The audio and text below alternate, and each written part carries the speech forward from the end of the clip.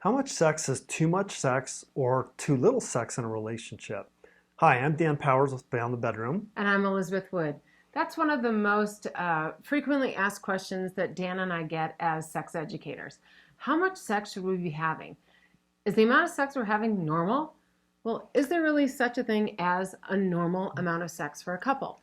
Well, I think, scientifically, there's probably studies out there, or there are studies out there that talk about what normal might be, but I think that's too narrow of a focus. I think normal depends on the couple, and it depends on their sex drive, and it depends on the intimacy, and it depends on their definition of what sex is. Thanks, Bill Clinton. Yeah. So, what studies have actually shown is that couples' satisfaction is higher when the couples are having sex once a week. So it's not something that Dan and I can mandate or supposed to tell you about what should happen behind the private doors of your bedroom. The frequency of sex, or let's just say sexual intercourse, changes depending on what's happening with the couple. For instance, last year when I had my hip surgery, I can tell you firsthand that there wasn't any intercourse for a number of weeks. It was physically impossible. I was in a ton of pain.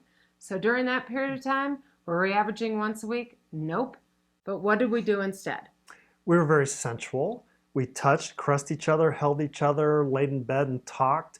And to me, that's actually a sexual activity. It's not necessarily erotic. I'm not getting erections. But the connection that's created, the oxytocin that's generated, which is generated both through intercourse as well as just laying there cuddling. Simple touch. Is I think, very beneficial. Yeah. So it's literally not something that we need to compare ourselves to the Joneses or find out what's happening in bedrooms across the streets or across our neighborhood. It's really something that the couple has to decide for themselves. It may be more difficult if one person is traveling all the time for work, if one person is caretaking an elderly parent or a sick child. It's really going to average out over the course of a lifetime. And a lot of times there's a discrepancy between the desire of sexual intercourse between two people in a couple or in any kind of relationship. And that's something that you'll have to work out for yourselves. You can certainly schedule it. That's something we've talked about in the past because schedules are so busy, and we are certainly guilty of that.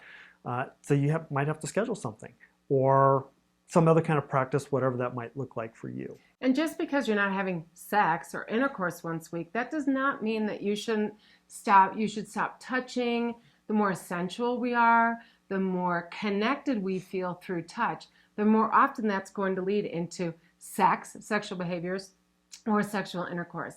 So don't forget to touch and be affectionate and kiss. And what about those makeout sessions that we used to have in the backseat of our parents' car in high school? Or what about petting and necking, first base, second base? Keep all those activities up so your engines are constantly revving so that when you do want to take it out for a full drive, you're all warmed up and keeping the juices flowing. Yep. So I think that's it for our monthly tip this month. Yep. Stay tuned for more. You can find us on my versions of Fun Friday Sex Fact and Dan's Tuesday. Sex Toy Tuesdays. Sex Toy Tuesdays. We're going to be coming into your living rooms and offices and on your phones as many times as we can to give you what we think is really pertinent information for you to thrive in your love lives and in your relationships. And if you like this video, please subscribe to our YouTube channel, leave us a comment below, like us, follow us on Facebook, follow us on Twitter, sign up for our newsletter so you can see all of the events we have coming up. And come visit us at one of our classes sometime soon. Thanks, everybody. Have a great day. Bye-bye.